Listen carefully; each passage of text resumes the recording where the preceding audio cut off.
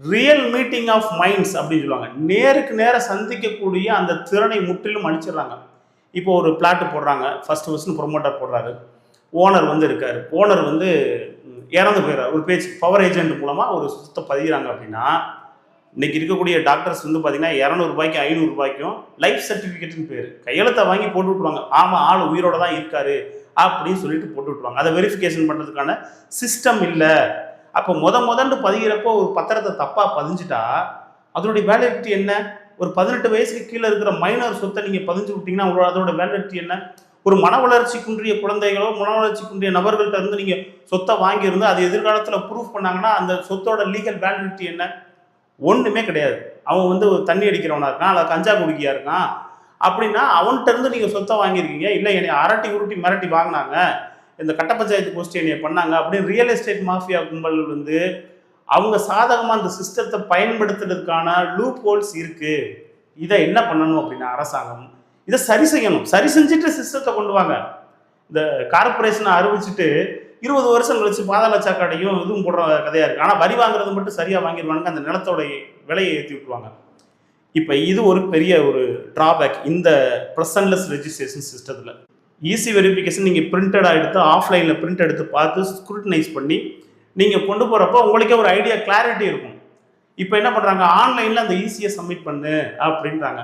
ஆன்லைனில் சப்மிட் பண்ணுறப்ப mental fatigue அப்படின்னு ஒன்று இருக்குது. மன தடுமாற்றம் இருக்கும், டயர்ட்னஸ் இருக்கும், மென்டல் டயர்ட்னஸ் இருக்கும். எஸ்ஆர் ஈஸி வெரிஃபிகேஷன் வந்து ஆஃப்லைனில் பண்ணால் பொறுமையாக பொதுவாக பண்ணலாம். நெட்டு ஓப்பன் பண்ணலை, நீங்கள் வச்சுருக்கிற சர்வரே கேவலமான ஒரு சர்வரை வச்சுட்டு அதில் நீங்கள் நெட்டு கனெக்டிவிட்டி பூரான நெட்டு கனெக்டிவிட்டியை வச்சுட்டு நீங்கள் இதை எக்ஸிக்யூட் பண்ணணும்னு வச்சிங்கன்னா பார்ப்பாங்க, லோட் ஆகலை, அடுத்தது நெக்ஸ்ட் கொடு அப்படின்னு சொல்லிட்டு பார்ட்டிங்க அங்கே டென்ஷன் பண்ணிக்கிட்டு இருப்பாங்க. அப்போ ஆட்டோமேட்டிக்காக அது ஈஸி வெரிஃபிகேஷன் வந்துன்றது எந்த அளவுக்கு வேலிடிட்டின்றது தெரியல. அது ஒரு பெரிய விஷயம். இந்த பேப்பர் ப்ரெசன்ட்லெஸ் ரெஜிஸ்ட்ரேஷன் சிஸ்டத்தை கொண்டு போகிறவங்க பாதிக்கப்படுறதுக்கான வாய்ப்புகள் இருக்கிற மாதிரி எங்களுக்கு அஸ் அட்வொகேட் வந்து எங்களுக்கு தெரியுது. அடுத்து மூணாவது முக்கியமாக அவங்க பண்ண வேண்டியது என்னென்னா, ஆஃபீஸுக்கே வராமல் நாங்கள் பத்திரம் பதிக்கிறோம், ஆஃபீஸுக்கே வராமல் பத்திரம் பதிக்கிறது சரிதான். இந்த கைட்லைன் வெரிஃபிகேஷன் ஒன்று இருக்கு இல்லையா, வழிகாட்டி மதிப்பு புத்தகத்தில் இருக்கக்கூடிய அந்த சர்வே எண்கள் எங்கே இருக்குது? வானத்துலையா இருக்குது? பத்திர ஆஃபீஸில் தானே இருக்குது. அங்கே போய் கைட்லைன் வெரிஃபிகேஷன் பண்ணணும்ல.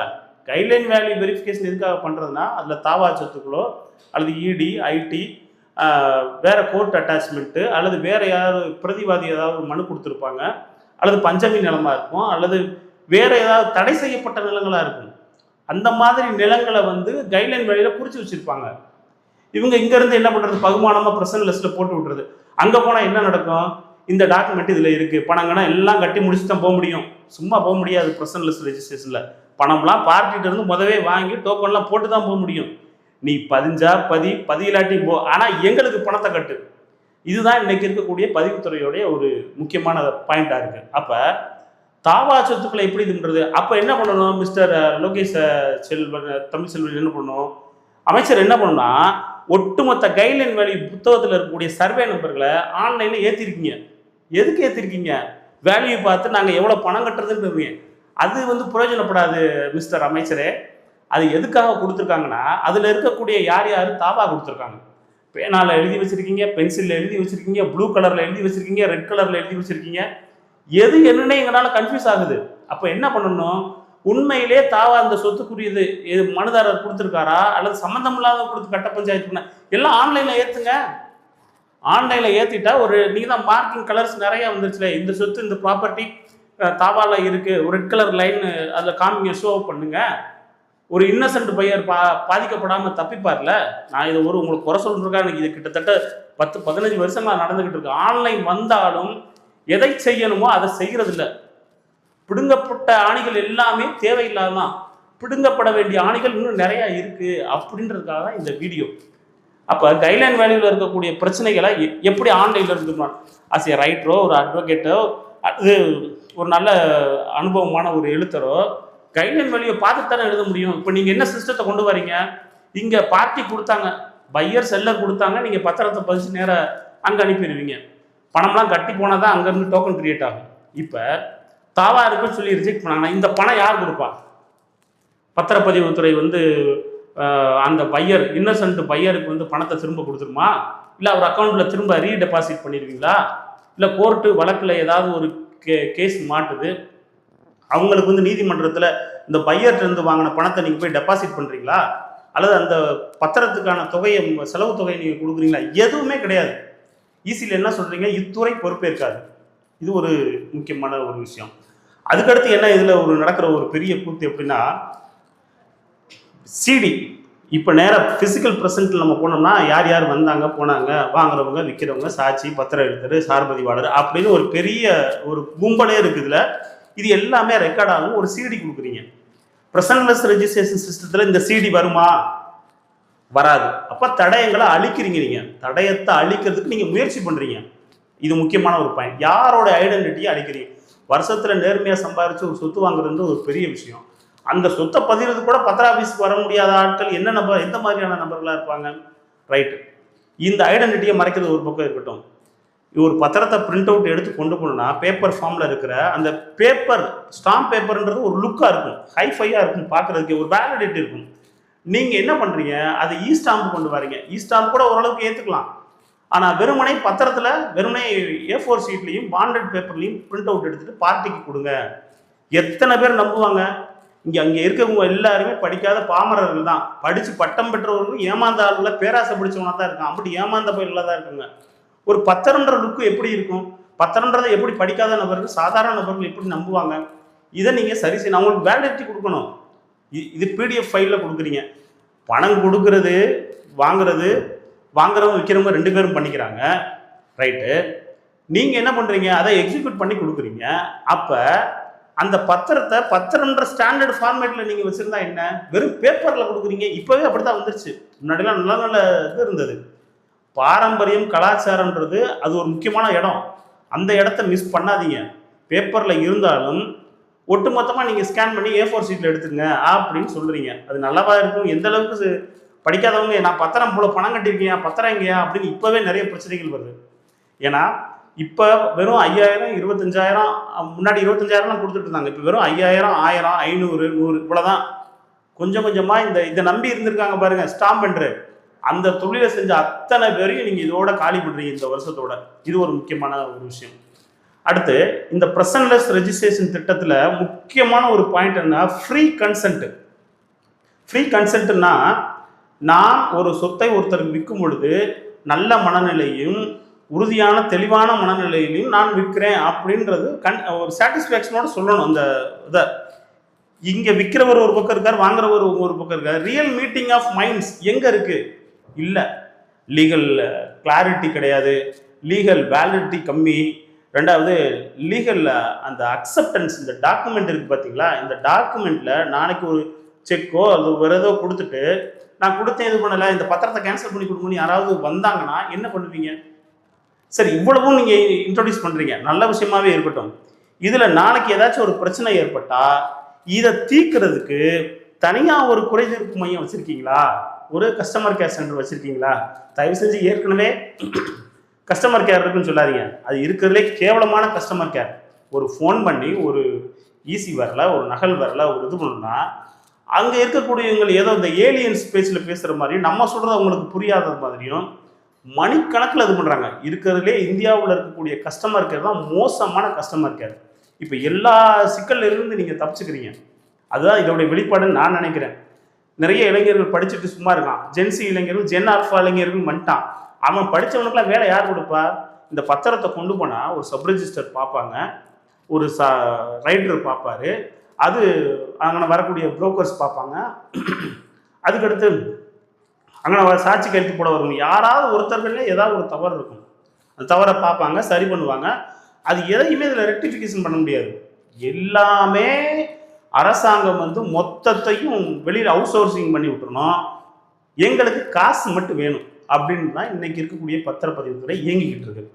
என்ன பண்ணணும் அப்படின்னா, இந்த ப்ரெசன்ட்லெஸ் ரெஜிஸ்ட்ரேஷன் திட்டத்தை யாருக்கு நீங்கள் கொண்டு வரலாம் அப்படின்னா, நோய்வாய்ப்பட்ட வயதான பெரியவர்கள் இருக்காங்க, மூத்தவர்கள் இருக்காங்க, ஆக்சிடெண்ட்டில் கை கால் உடஞ்சவங்க நிறைய பேர் இருக்காங்க, ப்ரெக்னன்சி லேடிஸ் நிறைய பேர் இருக்காங்க, சுகரு ப்ரெஷருன்ட்டு நிறைய நடக்க முடியாமல் ஸ்ட்ரெச்சரில் தூக்கிட்டு வரக்கூடிய பேஷண்ட்ஸ் இருக்காங்க. அவங்களுக்கு இந்த ப்ரெசன்ட்லெஸ் ரெஜிஸ்ட்ரேஷன் திட்டத்தை கொண்டு வரணும். ஆனால் அவங்களுக்கு கொண்டு வந்திருக்கீங்களா? அவங்களுக்கு கொண்டு வரல. அவங்களாம் உண்மையிலே பாவம், ஹாஸ்பிட்டல் அட்மிட்டடாக இருப்பாங்க, ஒரு உயிர் எழுதி வைக்க முடியாத சூழலாக இருக்கும், 1 2 3 நாளில் தவறக்கூடிய ஒரு உடல்நிலை இருக்கும், மோசமான உடல்நிலை. அவனை நேராக தூக்கிட்டு வர சொல்கிறீங்க. நேராக தூக்கிட்டு வந்து பத்திர ஆஃபீஸில் வந்து பதிய போனோம்னா அங்கே போய் பத்திரம் பதிய மாட்டேங்குது, பெண்டிங் விழுகுது அப்படின்னா அதை சரி பண்ணுறதுக்கு இம்மிடியேட் ரிட்ரஸல் சிஸ்டம் வச்சுருக்கீங்களா? நீங்கள் கிடையாது. மினிஸ்டர் தயவு செஞ்சு படிங்க, உங்கள் ஃபீல்டை உட்காந்து படிங்க. உங்கள் ஆஃபீஸர்லேயும் நல்ல ஆஃபீஸர் நிறைய பேர் இருக்காங்க, அவங்ககிட்ட அறிவுரை வச்சுக்கோங்க. அதை விட்டுட்டு பெண்டிங் விழுந்தால் இன்னொரு டோக்கன் போடு. நீ போட்ட டோக்கனே உனக்கு சரி பண்ணுறதுக்கு உனக்கு சரியில்லை, அப்புறம் என்னத்துக்கு இன்னொரு டோக்கன் போடு? அது ஒரு ஷெட்யூல் 2 ஷெட்யூல் 10 ஷெட்யூலை கொண்டு வந்துட்டு நம்ம பண்ணுறதா இருந்தால் எப்படி பண்ண முடியும்? சர்வரை சரி பண்ணுங்க, பிரச்சனையை நெட்டு கனெக்டிவிட்டி நல்லா கொடுங்க, அதில் இருக்கக்கூடிய பிரச்சனைகள் ஏற்கனவே இருந்த பிரச்சனைகள் இருக்கு பாருங்க, அதெல்லாம் சரி பண்ணிட்டு இதை கொண்டு வாங்க. சும்மா எதையாவது டம்ப் பண்ணிக்கிட்டே இருக்காங்க. இதை வேணா ஆப்ஷனலாக கொண்டு வரலாம். நீங்கள் இந்த பிரசன்லெஸ் ரெஜிஸ்ட்ரேஷன் திட்டத்தை நீங்கள் ஆப்ஷனலாக கொண்டு வரலாம். இல்லை, இந்த சர்வே நம்பரில் ஒரு டபுள் என்ட்ரி இருக்குது, ஒரு உள்ளங்கம் இருக்குது, ஒரு பிரச்சனை இருக்குது அப்படின்றத ஆளே வராமல் அதை எக்ஸிக்யூட் பண்ணிட்டா யார் பொறுப்பேற்றுக்குவா? அதுக்குரிய இந்த தமிழ்நாடு இப்போ அரசு பதிவுத்துறை பொறுப்பேற்றுக்குமா? இப்போ ஒரு சொத்தை 2 பேருக்கு பதிஞ்சு கொடுக்குறீங்க, சாமி சொத்தையே பதிகிறீங்க, இந்த ஒரு சொத்தை 2 பேருக்கு பதிஞ்சு கொடுத்துறீங்க. அந்த சொத்தை பதிஞ்சு கொடுத்தீங்க பாருங்க, அவனுக்கு கட்டின பணத்தை திருப்பி கொடுப்பீங்களா? நீங்கள் ஒத்த கேள்வி தான். அவனுக்கு கட்டின பணத்தை இதுவரைக்கும் இத்தனை பதிவுகள் பதிஞ்சிருக்கீங்க. ஒரு சில லேஅவுட்லாம் டபுள் என்ட்ரி லேஅவுட்டுன்னே பேர், அதுக்கு பேர். அந்த லேஅவுட்டில் கட்டின ஆளுக்கு பணத்தை திருப்பி கொடுத்துருக்கீங்களா? ஈஸியில் இது இந்த துறை பொறுப்பேற்காதுன்னு போடுறீங்க. அப்போவே நீங்கள் ஒரு பொறுப்பற்ற துறைன்றத இது பண்ணா தெரியுது இல்லையா? அதில் பிரசன்லெஸ் ரெஜிஸ்ட்ரேஷன் திட்டம் நல்ல அருமையான திட்டம், கொண்டு வரப்பட வேண்டிய மக்கள் வேற. நீங்கள் சில ப்ரொமோட்டர்ஸ்களையும் சில புரோக்கர்ஸ்களையும் திருப்திப்படுத்துறதுக்காகவும் இந்த லேண்ட் மாஃபியா கும்பல்களுக்கு திருப்திப்படுத்துறதுக்காகவும் இந்த திட்டத்தை கொண்டு வர மாதிரி தெரியுது. கொண்டு வர்றீங்கன்னு சொல்லலை, இனி அடுத்தடுத்த நாட்களை தான் தெரியும். ஏற்கனவே பண்ணி வச்சுக்கிட்டு போன வேலையெல்லாம் பெரும் வேலையை பார்த்து விட்டாங்க போன ஆட்சியில். இதெல்லாம் சரி பண்ணுறதுக்கு நீங்கள் என்ன பண்ணணும்னா, பதிவுத்துறையை பொறுத்த வரைக்கும் இந்த கைட்லைன் வேல்யூக்கும் இந்த மார்க்கெட் வேல்யூக்கும் டிஃபரன்ஸ் இருக்குது பாருங்கள், அதை குறைங்க. அந்த குறைகிற இதை டாக்ஸை குறைங்க. அதில் டாக்ஸை குறைச்சிட்டு என்ன ரேட்டுக்கு வாங்குறாங்களோ அந்த ரேட்டுக்கு அவங்கள பத்திரம் பதிய சொல்லுங்கள். அரசாங்கத்தோட வருவாய் அதிகமாகும். அதே மாதிரி சொத்துக்கு சம்பந்தமே இல்லாத சில பேர் தாவா கொடுத்து சொத்தை பதிவு விடாமல் தடுத்து வச்சிருப்பாங்க, கூட்டுப்பட்டாவில் இருக்கக்கூடிய ஆள்கள். அதையெல்லாம் சரி பண்ணி அந்த போஷனை மட்டும்தான் இது பண்ண முடியாதுன்னு சிஸ்டத்தில் அதை கொண்டு வாங்க. தாவா மனுக்களை அந்த மாதிரி இதுக்கு வாங்குங்க. அன்அப்ரூவ்டு பிளாட் 3 லட்சம் பிளாட் பதியாமல் கிடக்கு எங்கள் தமிழ்நாட்டில். அதை ஊர வளர்ச்சித்துறைக்கும் நகர்ப்புற வளர்ச்சித்துறைக்கும் கொண்டு போனால் அங்கே ஆப்படிச்சு விட்றாங்க லஞ்சம் வாங்கிட்டு. அப்போ என்ன பண்ணுவோம், அதை பத்திர ஆஃபீஸ்லேயே கொண்டு வாங்க. பத்திர ஆஃபீஸ்லேயே ஒரு 5% ஒரு 10% ஏதோ ஒரு அமௌண்ட்டு போட்டு பத்திர ஆஃபீஸ்லேயே சீல் வச்சு வேற ஒன்றுமே பண்ண முடியாதுங்க. அதை ஏற்கனவே அன்அப்ரூவ்டு பிளாட்டில் போட்டு முடிச்சது நிறைய பேர் பத்திரம் பதியாமல் இருக்காங்க. அதை இந்த அரசாங்கம் அதனுடைய வருவாயை பெருக்கிறதுக்காக ஒரு மினிமம் அமௌண்ட்டு போட்டு கொண்டு வாங்க, அதுக்கு கொடுக்கலாம். இல்லையா, சீமை கருவேல வரி போடுங்க. சீமை கருவேல மரம் தான் இந்த ஒட்டுமொத்த பிளாட்டுகளையும் முளைச்சு கிடக்கு. அப்போ ஃபோட்டோ எடுத்து வைக்க சொல்கிறீங்க, லேட்டிடியூடு லாஞ்சிடியூடோட ஃபோட்டோ எடுத்து வைக்க சொல்கிறீங்க. அப்போ எந்தெந்த நிலங்களில் பிளாட்டுகளை சீமை கருவேலம் தெரியுதோ அதுக்கு தனியாக சீமை கருவேல வரி ஒரு 20% போடுங்க மார்க்கெட் வேல்யூலேருந்து. தமிழ்நாட்டில் நிறைய கட்டுக்கடங்காத பிரச்சனைகள் இந்த நிலத்திலேருந்து தான் ஆரம்பிக்குது. இந்த நிலம் தான் கடைசி இந்த மக்களுக்கு சொந்தமாக இருந்தது. இந்த நிலத்தையும் அபகரிக்கிறதுக்கான வேலையை பண்ணிகிட்ருக்கீங்க. சரி, டபுள் என்ட்ரி ஆகி போச்சு, இல்லை சம்மந்தம் இல்லாத என்னுடைய சொத்தை வேற யாரோ ஒருத்தவங்க பதிச்சிட்டாங்க, அவங்களுக்கு நீங்கள் என்ன பதில் சொல்லுவீங்க? நீங்கள் பார்ப்போம், போயிட்டு வாங்க, மனு கொடுங்க, இப்படி மனு கொடுத்தே சாக வேண்டிதான். எந்த ஒரு ஸ்பீடி ரெட்ரஸல் சிஸ்டமும் கிடையாது. கோர்ட்டுக்கு போங்க. கோர்ட்டுக்கு போனால் என்ன ஆகும்? கோர்ட்டையே ஏமாற்றி தான் இங்கே ஆர்டரை வாங்கி பஞ்சுக்கிட்டு இருக்காங்க. கோர்ட்டில் இருக்கக்கூடிய நீதியரசர்கள் என்ன பண்ணணும், அந்த லேண்டோடைய பேக்ரவுண்ட் ஹிஸ்ட்ரி என்ன, அது எதுக்காக கொண்டு வந்திருக்காங்க, தயவு செஞ்சு அதை பார்த்துட்டு நீங்கள் தீர்ப்பு கொடுங்க. நீங்கள் பழனியில் பண்ண கூத்து பெருங்கூத்து.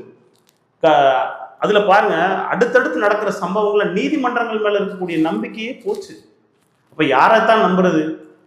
அதனால ஒரு சிஸ்டம் கொண்டு வந்தீங்க அப்படின்னா அந்த சிஸ்டத்தை சரி பண்ணுறதுக்கான வழிமுறைகளையும் அதை தீர்ப்பதற்கான என்னென்ன மெத்தட் இருக்கோ அதெல்லாம் கொண்டு வந்துட்டு இம்ப்ளிமெண்ட் பண்ணுங்க. இல்லை இன்ட்ரோடியூஸ் பண்ணிட்டு நாங்கள் பார்த்துக்குறோம் அப்படின்னா அது ஒன்றும் சொல்கிறதுக்கு இல்லை. இது என்னென்னா, இது எது வரைக்கும் ஓடுனா, சாதாரண குப்பனும் சுப்பனும் ராமசாமியும் குப்புசாமியும் அவன் ஏமாந்துட்டு உட்காந்துருப்பாங்க. நீங்கள் எதை பற்றியும் கண்டுக்கிற மாட்டீங்க. யாராவது ஒரு ஜட்ஜு, யாராவது ஒரு தாசில்தார், யாராவது ஒரு கலெக்டர் சொத்தை பண்ணால் அப்போ தான் இது வெளியில் நியூஸாகவே வருது. அது வரைக்கும் இது நியூஸாகவே கவர்மெண்ட்டில் கன்சிடர் பண்ணுறதே கிடையாது. இந்த ஒரு விஷயத்தை தயவு செஞ்சு பொதுமக்கள்கிட்ட இன்ட்ரோடியூஸ் பண்ணுறீங்கன்னா கருத்து கேளுங்க, 4 பேர்த்திட்ட கேளுங்க, அவங்க என்ன சொல்கிறாங்க ஏது சொல்கிறாங்கன்றத கேட்டுட்டு இது பண்ணுங்க. இந்த நாடு மக்களுக்கானது. இந்த நாட்டு மக்கள் நல்லா இருக்கணும்னு நினச்சி ஒரு திட்டத்தை கொண்டு வாங்க. இந்த ப்ரொமோட்டர்களுக்காகவும் லேண்ட் மாஃபியா கும்பல்களுக்காகவும் இந்த புரோக்கர்களுக்கு சாதகமாகவும் தயவு செஞ்சு எந்த திட்டத்தையும் கொண்டு வராதீங்க. இந்த மக்கள் கடுமையாக பாதிக்கப்படுவாங்க. இந்த ப்ரொமோட்டர் நீங்கள் சொல்கிறீங்களே அந்த ஃபஸ்ட்டு பிளானா, இந்த நிலம் அந்த first plot, first layout, first apartment, அந்த லேண்டோட என்ஓசி கிளியரன்ஸ் இல்லை என்ன எல்லா டிபார்ட்மெண்ட்லையும் கொடுக்குறாங்க. ஒவ்வொரு டிபார்ட்மெண்ட்லையும் என்னென்ன இதை சரிபார்த்து கொள்ள வேண்டியது அவருடைய பொறுப்பு. இப்போ பட்டாவை எடுத்துக்கிட்டீங்க, இதில் கொடுக்கப்பட்ட தகவல்கள் தவறான தகவல்கள் என்று தெரிந்தால் அதற்கு யார் தகவல் கொடுத்தாரோ அவரே பொறுப்பு. வேறு இத்துறை பொறுப்பே இருக்காது. இது வருவாய்த்துறை. அடுத்து பத்திரப்பதிவு துறையில் எடுத்துக்கிட்டிங்கன்னா இந்த துறை வாங்குவோர் விற்போர் தான் எல்லாம் சரிபார்த்துக்கணும். இதுக்கு இந்த துறை பொறுப்பே இருக்காது. இந்த ஊரக நகர்ப்புற வளர்ச்சியில் இல்லை ஒரு பிடிஓ ஒரு லெட்டர் கொடுக்குறாரு அல்லது டிடிசிபியில் ஒரு லெட்டர் வாங்குறாங்கன்னா அவங்க என்ன சொல்கிறாங்க, இதில் கொடுக்கப்படக்கூடிய மனைப்பிரிவுக்கு மட்டுமே இந்த உத்தரவு பொருந்தும். எப்படி இந்த மனைப்பிரிவுக்கு மட்டுமே இந்த உத்தரவு பொருந்தும். மற்றபடி இந்த நிலம் நிலங்களையோ அல்லது தடை செய்யப்பட்ட பகுதி நிலங்கள்லையோ அல்லது என்ஓசி வாங்காமல் இருக்கு மனுதாரரும் வாங்குபவருமே பொறுப்பு. அப்பா இந்த சிஸ்டத்துக்கு ஒரு மக்கள்கிட்ட இருந்து கொள்ளையடிச்சு இந்த வரி இதை எல்லாத்துக்கும் ஈவனாக டிஸ்ட்ரிபியூட் பண்ணி பக்காவாக ஒரு கேவலமான ஒரு நாட்டை உருவாக்கி வச்சுட்டு இதில் லஞ்சத்தை ஒழிப்பன்னா ஒன்றும் பண்ண முடியாது. லஞ்சத்தோட முடியை கூட ஒழிக்க முடியாது. ஆட்சியில் இது எதுக்காக கொண்டு வந்தாங்க? போன ஆட்சியில் அந்த பர்டிகுலர் கம்பெனி அந்த square cube rectangle round square cube கம்பெனிக்காக தான் கொண்டு வந்தது. அவனுங்க ஒட்டுமொத்த தமிழ்நாட்டையும் ப்ராடு பண்ணி தமிழ்நாட்டையும் ஆக்கிரமிச்சுட்டு கைட்லைன் வேல்யூ ஃபுல்லாக ரேட்டை ஏற்றி விட்டாங்க. அவங்களுக்காக கொண்டு வரப்படக்கூடிய ஒரு அடிமைகளுடைய அந்த அரசாங்கத்தில் இருந்து கொண்டு வந்த ஒரு திட்டம் இது. நீங்களும் அதே கொண்டு வரீங்கன்னா அது என்ன வித்தியாசம்னு தெரியல. ஆனால் இது நல்ல விஷயத்துக்காக கொண்டு வரலாம். திரும்பவும் சொல்கிறேன், உடல்நலம் பாதிக்கப்பட்டவர், முதியோர்கள், நடக்க முடியாதவங்க, ஆக்சிடெண்ட்டாக இருக்கிறவங்க, ப்ரெக்னெண்ட்டாக இருக்கிறவங்க, இந்த மாதிரி இவங்களுக்கு ஒரு ப்ராப்பர் டாக்டர் சர்டிஃபிகேட்டோ ஏதோ ஒன்று வாங்கிட்டு அவங்களுக்கு இந்த பிரசன்லெஸ் ரெஜிஸ்ட்ரேஷன் திட்டத்தை கொண்டு வாங்க. அதையுமே ஆப்ஷனலாக வைங்க. வேணுன்றவங்க அந்த திட்டத்துக்குள்ளே போட்டோம். கண்டிப்பாக இந்த திட்டத்துக்குள்ளே போகணும் அப்படின்னா அமைச்சரே நீங்கள் 5 வருஷம் நீங்கள் போயிடுவீங்க. இந்த அதிகாரிகள் கூடவே இருப்பாங்க. இவங்ககிட்ட போய் ஒரு காரியம் நகட்டுறதுக்குள்ளேயே சிரித்து போயிடுவாங்க நம்ம ஆளுங்க. இந்த பாவத்தை நீங்கள் செய்யாதீங்க. ஆப்ஷனலாக கொண்டு வாங்க. என்னுடைய தாழ்மையான வேண்டுகோள் என்ன, ஆப்ஷனலாக கொண்டு வாங்க. வேணுன்றவங்க கொண்டு போய் பண்ணட்டும். அது அவங்கவுங்க வசதியை பொறுத்துரு. இருக்கிறவன் சாப்பிட்றான், இல்லாதவன் வேடிக்கை பார்க்குறான், அவ்வளோதான் விஷயமே. இது எதுக்காக இந்த வீடியோ கொடுத்துருக்கோம் அப்படின்னா இது ஒரு அவேர்னஸ் வீடியோ தான். பொதுமக்கள் நீங்கள் இதில் ப்ரெசன்லெஸ் ரெஜிஸ்ட்ரேஷன் திட்டத்துக்குள்ளே போனீங்கன்னா போங்க, தாராளமாக உள்ளே போங்க. உங்களுடைய விருப்பம், அது சொந்த விருப்பம். பத்திரமா வராது, வெறும் பிடிஎஃப் ஃபைலாக தான் வரும். யாராச்சும் ஒருத்தவங்க பத்திரம் கேட்டாலும் பிடிஎஃப் ஃபைல் தான், இதுதான் பத்திரம் அப்படின்னு சொன்னீங்கன்னா நம்ம அளவுக்கு இன்னும் இந்த சமூகம் வளரலை, நம்ப மாட்டாங்க, நிறைய பிரச்சனைகள் வரும். இங்கே போன கேடுகட்ட ஆட்சியில் கொண்டு வரப்பட்ட திட்டம் இன்னைக்கு நடைமுறைப்படுத்துறதுக்கு ரெடியாக இருக்காங்க. நீங்கள் புதுமையெல்லாம் பண்ண வேணாம் மினிஸ்டர் சார். புதுமை பண்ணுறதுக்கு பத்திர ஆஃபீஸில் ஒன்றுமே இல்லை. ஏற்கனவே இருந்ததை சரி பண்ணுங்க. அர்ஜென்ட் பதிவுக்கு போகிறாங்க, காலையில் பத்திரம் பதிகிறாங்க, மதியானம் சீர்திருத்தம் பதிகிறாங்க, அதுக்கு அடுத்த நாள் சீர்திருத்தல் ரூபமான மறு சீர்திருத்தல் பத்திரம் பதிகிறாங்க. இன்னைக்கு பத்திரப்பதிவுத்துறை இவ்வளோ மோசமாக குவாலிட்டி இல்லாமல் போனதுக்கு காரணம் அரசாங்கம் மட்டும்தான். உங்களுடைய பத்திரப்பதிவுத்துறையில் இருக்கக்கூடிய அந்த சாஃப்ட்வேர் தான். அந்த சாஃப்ட்வேரை முதல் சரி பண்ணுங்க. சர்வரை எல்லாருக்கும் ஃப்ரீயாக கிடைக்கிற மாதிரி பண்ணுங்க. பர்டிகுலராக போன ஆட்சியில் பண்ணாங்க பாருங்க, ஸ்டார் 2-வை அப்படியே அந்த சாஃப்ட்வேர் கொடுக்கணும் 310 கோடி ரூபாய் அப்படியே எடுத்துக்கிட்டு அந்த ஸ்டார் 3ன்னு பேரை மாற்றி வச்சு அங்கன ப்ளூ கலரு, பிங்க் கலரு, அந்த கலர் இந்த கலர் கொடுத்துட்டு மொத்த காசும் ஆட்டையை போட்டுருக்காங்க. ஏங்க ஒரு பெரிய சாஃப்ட்வேர் இது பண்ணுறீங்கன்னா முகூர்த்த நாளில் பாடாப்படுத்தி சித்திரவதை பண்ணுது. ஒரு பத்திரம் பதிலுக்கு கிட்டத்தட்ட ஒரு 20 நிமிஷம் 30 நிமிஷம் ஆகும். அது கரெக்டாக எல்லாம் முடிச்சு லாக் அவுட் ஆகிருக்கு. எவ்வளோ பிரச்சனைகள் சந்திச்சுருக்காங்க. நீங்கள் இங்கே இருக்கக்கூடிய சார்பதிவாளர்கள் நிறைய பேர் இருக்காங்க, நல்ல உள்ளங்கள் இருக்காங்க, நிறைய விஷயங்கள் செஞ்சு கொடுத்துருவாங்க. அவங்கள்ட்ட தயவு செஞ்சு பேசுங்க சார், மினிஸ்டர் சார். அவங்க நிறைய விஷயங்கள் சொல்லுவாங்க. அவங்க சொல்கிறத கேளுங்க. இந்த துறையில் ஆழ்ந்த அனுபவம் உள்ள அந்த ரிட்டையர் ஆக போகிற ஸ்டேஜில் இருப்பாங்க. நிறைய பதிவாளர்கள் இருக்காங்க, பட்டு மூலக்காரங்க அம்பிட்டு இந்த ஃபீல்டில் இருக்கிற ஆளுங்க ஃபுல்லாக. அவங்க சொல்கிறத கேளுங்க தயவு செஞ்சு.